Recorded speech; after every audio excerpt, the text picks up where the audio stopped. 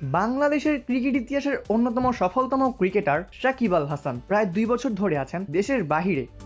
সাকিব বর্তমানে অবস্থান করছেন নিউ ইয়র্কে। বর্তমানে নিউ ইয়র্কে পরিবারের সঙ্গে থাকা সাকিব দ্য ডেইলি স্টারকে দেওয়া একান্ত একটা সাক্ষাৎকারে তার দেশে ফেরার ইচ্ছা, নিজের রাজনৈতিক অবস্থান ও অনেক বিষয়ে খোলামেলা কথা বলেছেন। সাকিবকে যখন প্রশ্ন করা হয় প্রায় 2 বছর যাবৎ দেশের বাহিরে আছেন, দেশটাকে আসলে কতটা মিস করছেন, সাকিব প্রশ্নের জবাবে বলেন, স্বাভাবিকভাবে যে কোনো মানুষই যখন তার দেশে ফিরতে পারে না তখন সে অবশ্যই দেশটাকে মিস করবে। আমার ক্ষেত্রেও তার কোনো ব্যতিক্রম নেই। আমিও দেশটাকে ভীষণভাবে মিস করছি।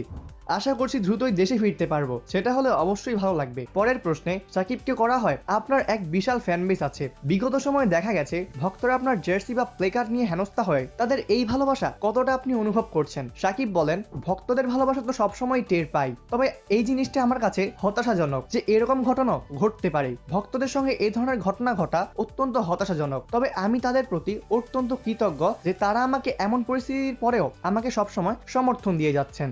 সাকিবকে পরের প্রশ্ন করা হয়, বাস্তবতার নিরিখে আপনার দেশে ফেরার সম্ভাবনা কতটুকু? সাকিব বলেন, আমি আশাবাদী, সবসময় একজন আশাবাদী মানুষ ছিলাম আমি। আইনি প্রক্রিয়াগুলো কাজ করা শুরু হয়েছে, এখন যত দ্রুত সম্ভব যদি আমি সমাধান করতে পারি তাহলে আমি খুব শীঘ্রই দেশে ফিরতে পারবো। সাকিবকে বলা হয়, বিসিবি বা সরকারের ক্রীড়া মন্ত্রণালয়ের সঙ্গে আপনার কোনো যোগাযোগ হচ্ছে কিনা? সাকিব বলেন, আমি যতটুকু জানি বিসিবির মাধ্যমে আমার যোগাযোগ হচ্ছে ক্রীড়া মন্ত্রণালয়ের সঙ্গে। আমার সঙ্গে সরাসরি কোনো যোগাযোগ হয়নি, আর বিসিবির সঙ্গে মাঝে মাঝে হয়, আবার মাঝে মাঝে হয় না, এরকম একটা অবস্থা। তাই আমি নিজের কাজ সব নিজের উদ্যোগেই করার চেষ্টা করছি। সাকিবকে প্রশ্ন করা হয়, আপনার ইচ্ছা কি আন্তর্জাতিক ক্রিকেটে ফেরা নাকি কোনো বিদায়ী ম্যাচ খেলে অবসর নেওয়া? সাকিব বলেন, এটা তো আসলে পরের বিষয়। আন্তর্জাতিক ক্রিকেট চালিয়ে যাওয়া বা সেকেন্ডারি বিষয়, আমার প্রথম অগ্রাধিকার হলো দেশে ফেরা। আমি দেশে ফিরতে পারলে পরে আমি সিদ্ধান্ত নিতে পারবো। বিসিবি যেহেতু আমাকে চায়, আমিও চাই দেশের হয়ে খেলতে। যে কোনো ক্রিকেটারই চায় তার দেশের হয়ে আন্তর্জাতিক ক্রিকেট খেলতে।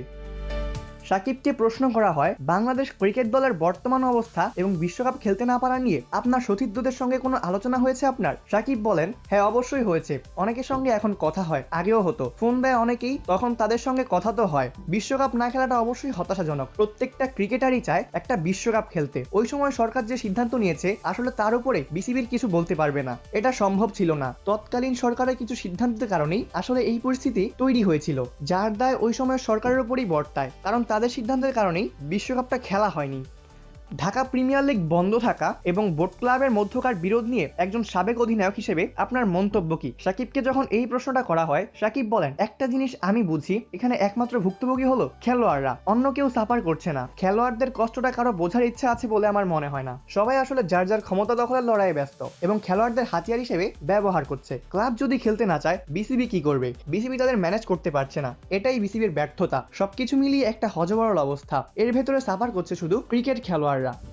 সাকিবকে প্রশ্ন করা হয়, আপনার বয়স এখন 39 ছাড়িয়ে গেছে, জাতীয় দলে না থাকলেও আপনি বিভিন্ন ফ্রাঞ্চাইজি লিগ খেলছেন, আর কতদিন খেলা চালিয়ে যেতে চান? সাকিব বলেন, খেলার প্রতি আমার আগ্রহ আগের মতোই অটুট আছে। আমি চাচ্ছি খেলা চালিয়ে যেতে, আমি চেষ্টাও চালাচ্ছি। যেদিন দেখবো আর আগ্রহ নেই, সেদিন নিজ থেকেই সরে দাঁড়াবো। সাকিবকে প্রশ্ন করা হয়, জুলাই আন্দোলনে নিহতদের নিয়ে আপনি যদি কিছু বলতে চান? সাকিব প্রশ্নের উত্তরে বলেন, কোনো মৃত্যুই কাম্য নয়, প্রতিটা মৃত্যুই বেদনাদায়ক, প্রতিটি জীবনই অমূল্য। আমি আগেও এটা নিয়ে বহুবার বলেছি, আমি চাই প্রতিটা ঘটনার সুষ্ঠু ও নিরপেক্ষ তদন্ত হয়ে বিচার নিশ্চিত করা হোক, কিন্তু কাউকে যেন অন্যায়ভাবে ফাঁসানো না হয়। সাকিবকে প্রশ্ন করা হয়, আন্তর্জাতিক ক্রিকেটের বাইরে আছেন বলে ব্যস্ততা আগের চেয়ে কম, কিভাবে কাটাচ্ছেন এই সময়গুলো? সাকিব বলেন, এখন পরিবারকে সময় দেওয়া আর কি, পরিবারকে ছাড়া আর কিছু ভাবছি না। পরিবারের সঙ্গে সময় কাটানো এবং ভবিষ্যৎ নিয়ে চিন্তা করার সুযোগ পাচ্ছি। সাকিবকে প্রশ্ন করা হয়, গত কয়েক বছরের তিক্ত অভিজ্ঞতা বা বিতর্ক আপনার চিন্তাভাবনায় কোনো পরিবর্তন এনেছে কি? সাকিব বলেন, মানুষ ভুল থেকেই শিখতে থাকে, সেই জায়গা থেকে আরো নতুন জিনিস আমি এখন শিখতে পারছি। অপূর্ব দাস, প্লেভাস নিউজ।